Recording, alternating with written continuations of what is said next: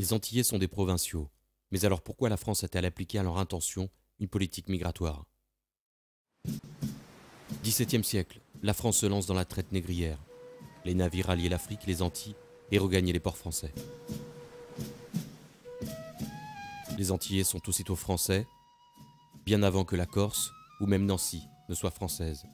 Pourtant, les droits des populations seront bafoués et c'est ce paradoxe qui perdurera. Les esclaves se rebelleront. Le 4 février 1794, la Convention abolira l'esclavage des Noirs.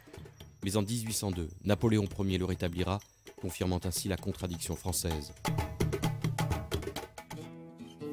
Première guerre mondiale, 35 000 soldats des Antilles, de la Réunion et de la Nouvelle-Calédonie rejoignent le front.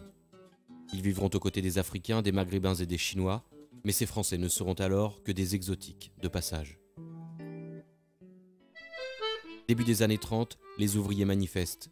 Aimé Césaire, jeune étudiant à Paris, crée en 1934 l'Étudiant noir, dans lequel il conceptualisera la négritude et condamnera le racisme et le colonialisme. Je vous salue, Français des Antilles, de la Martinique, de la Guadeloupe. Seconde Guerre mondiale. Une fois de plus, Antillais, Réunionnais, Calédoniens vont répondre à l'appel de la patrie. Vous avez surmonté tous les obstacles pour pouvoir endosser l'uniforme français et pour joindre...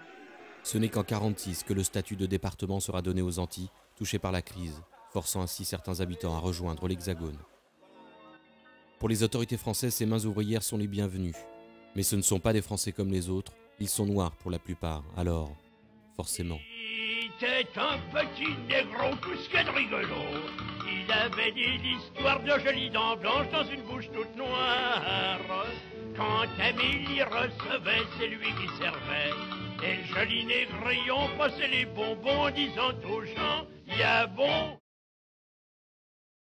1963 voit la naissance du Bumidum, un bureau chargé spécialement d'orchestrer les migrations de l'outre-mer vers la capitale. Ceci afin de remédier à l'insuffisance de la main-d'œuvre et étouffer les séparatistes nombreux, notamment après l'indépendance de l'Algérie. Ces migrants français seront dispersés dans l'Hexagone pour travailler.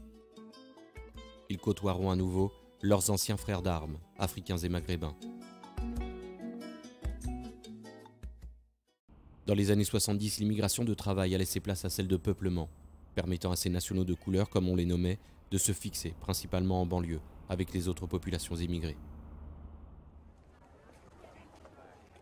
Entre-temps, l'outre-mer endurera des crises incessantes, révoltes, manifestations, incompréhensions. Je souhaite que nous cessions d'être considérés comme des départements d'outre-mer, mais comme des départements français. 1982, la gauche remplace le Bumidum par l'ANT, continuant ainsi le déplacement de milliers de personnes dans tout l'Hexagone. En janvier 2009, la Guadeloupe se soulève, suivirent la Martinique, la Réunion entre autres. Pour réponse, le président convoquera des États généraux et nommera un ministre de l'Outre-mer.